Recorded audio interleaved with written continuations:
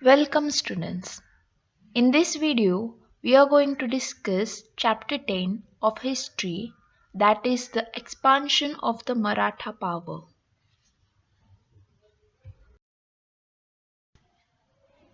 Release of Shahu Maharaj. After the death of Aurangzeb in 1707, a war of succession began amongst his three surviving sons, Muzam, the governor of Kabul, Azam, the governor of Gujarat, and Kam Baksh, the governor of Deccan. Prince Azam Shah was in the south. At once he marched towards Delhi to seize the imperial throne. Prince Shahu was in his captivity. Shahu was the son of Chhatrapati Sambhaji Maharaj and his queen Yeshubai. As such, he was the grandson of the great Chhatrapati Shivaji Maharaj. After the execution of his father at the hands of the Mughals, Shahu and his mother were taken away as prisoners by them. Shahu was therefore raised in Mughal captivity. After the death of Aurangzeb, Shahu was released by his son Prince Azam at the advice of his commander Zulfikar Khan. Azam Shah believed that if Shahu Maharaj was released, there would be a conflict between him and Maharani Tarabai for the throne of the Maratha Chhatrapati. Azam Shah feared that this would weaken the Maratha strength and therefore released Shahu Maharaj. It was a strategy of Azam Shah to create conflict between Maratha kingdom.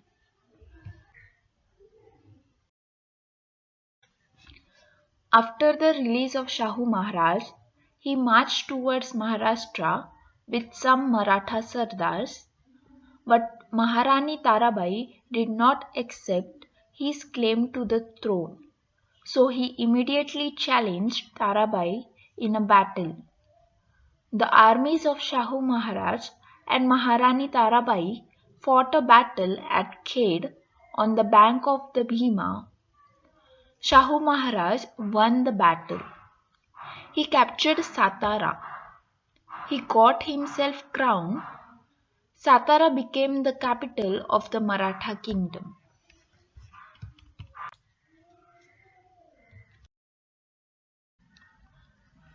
After that, for a while, the conflict between Tarabai and Shahu Maharaj continued. So, what Maharani Tarabai did is she proclaimed her minor son Shivaji too as the Chhatrapati at Pannala in 1710 CE.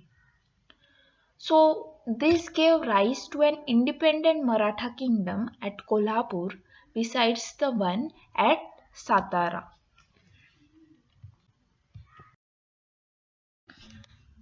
Because Shahu Maharaj was captured by the Mughals in an early age, most of his life was spent in Mughal camps. So he had seen the Mughal politics very closely and was familiar with the Mughal and especially North Indian politics. He knew the minute little things of the Mughals. And as he was familiar with the workings of Mughal Empire, he also knew the strengths and weaknesses of the Mughal Empire very well. He also had contacts with the influential people in the Mughal court. All this knowledge helped him to give a new direction to the Maratha politics. Aurangzeb's successors had given up his policy of destroying the Maratha power. They no longer wanted to fight against the Marathas. So the Marathas adopted a new policy. Instead of fighting with the Mughal power, they decided to protect it and expand their own empire in that role. And because the Mughal power faced the threat of the Irani and Afghani invaders from the northwest and also of the local Pathan, local Rajput, Jat, and Rohilla rulers, the internal competition and tussle in the court had also weakened the Mughal power.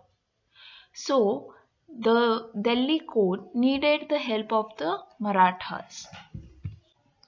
And so, the Mughals decided to take help of the Marathas.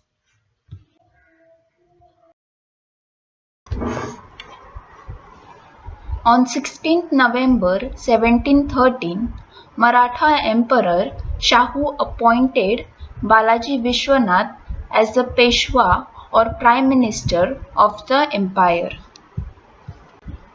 Balaji Vishwanath was the sixth Peshwa and the first in a series of hereditary Peshwas of the Maratha Empire. For his excellent service to Chhatrapati Shahu in consolidating an empire and setting right many things in the kingdom, he is called the second founder of the Maratha state. Balaji was born on 1st January 1662 in Srivardhan in the present Raigad district in Maharashtra. His father was Vishwanath Pant Bhatt and the family were the hereditary Deshmukhs of Srivardhan. Balaji entered the Maratha administration and served as an accountant for a Maratha general, Dhanaji Jadhav. He then worked as a Sarsubedar at Pune and Daulatabad. As an administrator under Jadhav, Balaji was sent to check the credentials of Shahu, son of Sambhaji, who had been released by the Mughals from captivity after the death of Aurangzeb. Balaji influenced his master Dhanaji Jadhav to support Shahu as a rightful claimant to the Maratha throne. Balaji helped Shahu raise an army for his defense. Balaji used clever negotiation rather than direct combat and won many victories. Kanhoji Angre was a chief of Maratha navy. He chose to side with Maharani Tarabai and attacked the territories of Shahu Maharaj. Shahu Maharaj sent Balaji to fight against Kanhoji Angre. Balaji avoided the war and won Kanhoji over to Shahu Maharaj's side. Balaji Vishwanath was skilled in administration and court politics. With Balaji's help, Emperor Shahu was able to unite the Maratha Empire and brought many disputing factions under him. Balaji was also a master in finance. He successfully negotiated a treaty with the Mughal governor of the Deccan, Hussain Ali, in 1718, through which the Maratha state received the Chauthai, that is 1/4 of revenues, and the Sardeshmukhi, additional 10% revenues of the Deccan Mughal provinces. The Mughal Emperor Farrukhsiyar did not accept this treaty. Hussain Ali then dethroned Farrukhsiyar with Maratha help.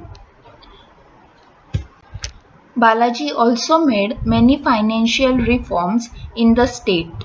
Apart from that, he made the title of Peshwa hereditary. He is remembered most for his bringing peace and stability in the Maratha Empire by treaties and battles. Balaji Vishwanath died of ill health on 12th April 1720. One of the greatest warriors in the history of India, Bajirao I was a noted general who served as Peshwa to the fourth Maratha Chhatrapati Shahu from 1720 until his death. Regarded as the most influential of the 9 Peshwas from the Bhatt family, Bajirao I changed the map of India in the mid-18th century.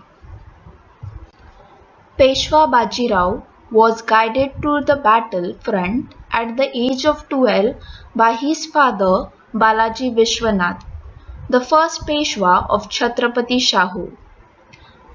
But Bajirao I soon became the leader and the field marshal extraordinary to change the Maratha history. During his 20 years of military course, Peshwa Bajirao I was never beaten in a battle and always enjoyed victory. Malwa, Dhar, Aurangabad, Battle of Palkhed, Firozabad, Delhi, Bhopal and Battle of Vasai were some of the major battles won by Bajirao.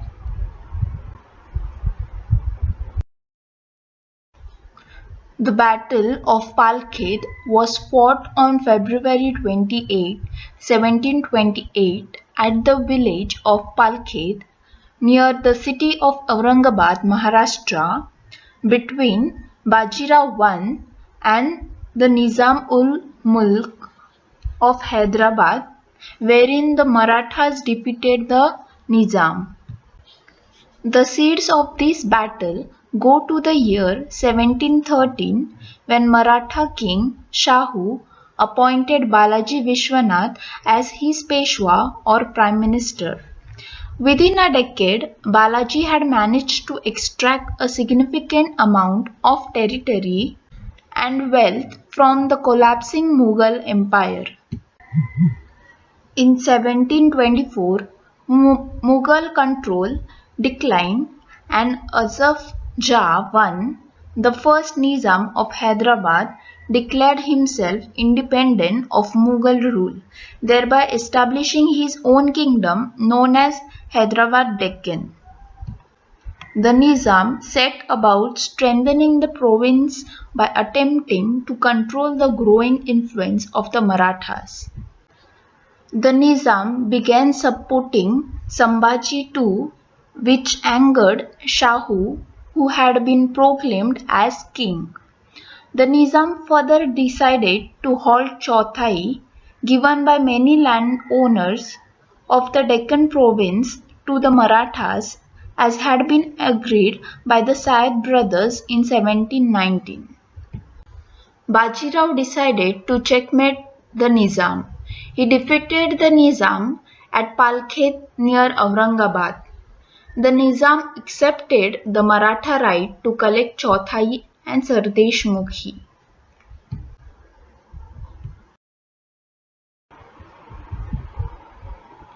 After defeating the Nizam, Bajirao turned his attention to Malwa. Malwa, in today's Madhya Pradesh, was part of the Mughal Empire. To counter Maratha influence, the Mughal emperor had appointed Girdhar Bahadur governor of Malwa. Bajirao assigned a large army in October 1728 to his younger brother Chimaji Appa, who was accompanied by Mallarao Holkar, Ranuji Shinde and Udavji Pawar. They defeated Girdhar Bahadur and strengthened their post at Malwa.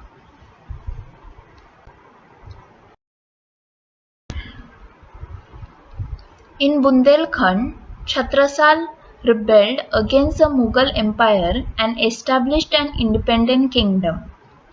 In December 1728, a Mughal force led by Muhammad Khan Bangush attacked him and captured his fort and family. Although Chhatrasal repeatedly asked for Bajirao's help, he was busy in Malwa at the time. He compared his dire situation to that of Gajendra Moksha.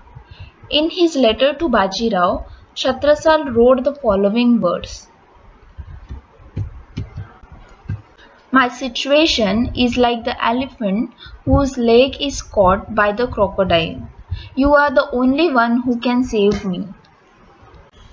In March 1729, the Peshwa responded to Chhatrasal's request and marched towards Bundelkhand with 25,000 horsemen and his lieutenants Pilaji Jadhav, Tukoji Pawar, Naroshankar, and Davalji Samvanshi. Chhatrasal escaped capture and joined the Maratha force, increasing it to 70,000 men. After marching to Jaipur, Bajirao's forces surrounded Bangush and cut his supply and communication lines. Bangush launched a counter-attack against Bajirao but could not pierce his defences. His army was attacked by Bajirao's forces and he was defeated. Bangush was later forced to leave, signing an agreement that he would never attack Bundelkhand again. Chhatrasal's position as ruler of Bundelkhand was restored. He granted a large jagir to Bajirao. The Battle of Bhopal. Mughal Emperor Muhammad Shah sought help from the Nizam after Bajirao's march to Delhi. The Nizam set out from the Deccan, met Bajirao's returning force at Sironj, and told the Peshwa that he was going to Delhi to repair his relationship with the Mughal emperor. The Nizam was joined by other Mughal chiefs and a 30,000 Mughal army, reinforced by artillery, was dispatched against Bajirao. The Peshwa assembled an 80,000 man force. To counter aid to the Nizam from the Deccan, Bajirao stationed a force of 10,000 under Chimaji Appa on the Tapi river. He and his forces crossed the Narmada in early December 1737, communicating with agents and spies posted to observe enemy moves.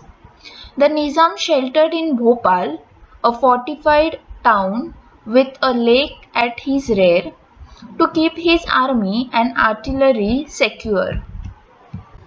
Bajirao surrounded the Nizam, cutting off outside provisions. Because of Nizam's artillery, the Marathas kept their distance and harassed their lines. No food could come in from outside, and the men and their animals were starving. The Nizam, unable to hold out any longer, signed a peace agreement at Doraha on January 1738. Malwa was handed over to the Marathas. The Mughals agreed to pay the equivalent of ₹5 crore in reparations, with the Nizam swearing to abide by the treaty. The defeat of Portuguese. The territories of Vasai and Thane on the Konkan coast were in the possession of the Portuguese. The Portuguese rulers oppressed their subjects. Bajirao sent his brother Chimaji Appa to subdue the Portuguese. In May 1739, Maratha general Chimaji Appa, brother of Bajirao Peshwa, laid siege to Vasai. The sea was patrolled by Manaji Angre. The Portuguese decided to defend the castle. Vasai fort was on land but surrounded from three sides by water. It is bounded on the west by Arabian Sea and on the south and east by Vasai Creek. Marathas attacked from their camp at Bhadrapur in north. Vasai Creek was blockaded and mines were laid under fort walls. The mines were detonated and Marathas poured into the fort.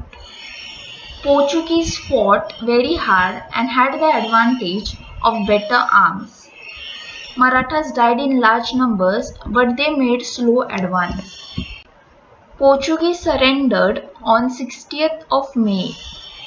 Chimachi gave 8 days to the Portuguese to leave. The fort of Vasai and large parts of the Portuguese territory passed into the hands of the Marathas.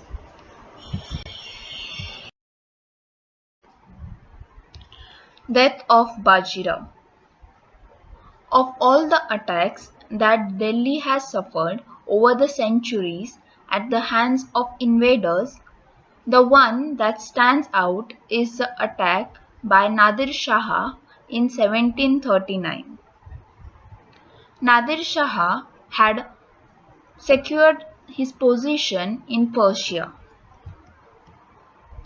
He had also conquered Kandahar to strengthen the security of his eastern provinces. This conquest of Kandahar, however, had left him cashless for further attacks against the Turks. He wanted territory, money, and fame, and the decaying Mughal empire seemed like the ideal candidate for satisfying all the three urges or needs. So, he attacked the Mughal empire. Following the order of Shahu Maharaj, Bajirao set out for the north with a big army to defend the Mughal power. By the time he reached Dhurampur, Nadir Shah had returned to Iran with an enormous booty looted from Delhi. Bajirao's body was exhausted due to ceaseless wars and military campaigns. He caught a viral fever when he was encamped in Raverkhedi and died on 20th April 1740. He was cremated that day on the Narmada River. Bajirao was a great general. With his valor, he established the Maratha supremacy in the north. He won status for the Maratha power as a formidable power in the whole of India. Let us now discuss some question and answers. First one, two separate Maratha states were formed. So the answer for this is, there was a battle between Shahu Maharaj and Maharani Tarabai for the throne or Gaddi. Shahu Maharaj won the battle and captured Satara. He got himself coronated and Satara became the capital of the Maratha kingdom.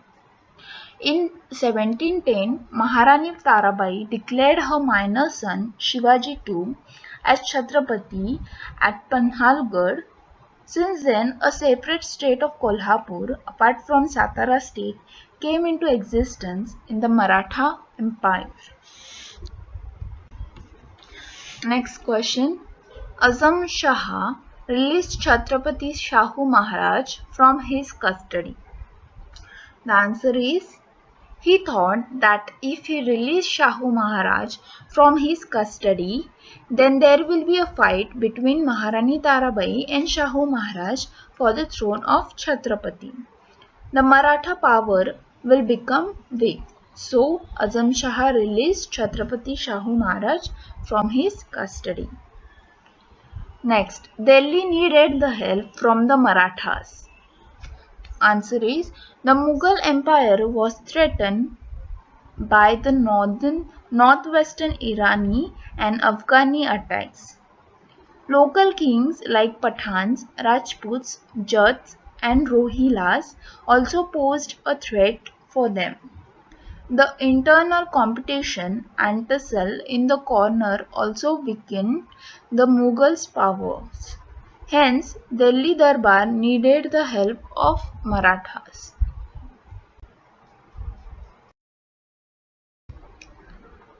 Write the answer in one word. First, Balaji was from this town in Konkan.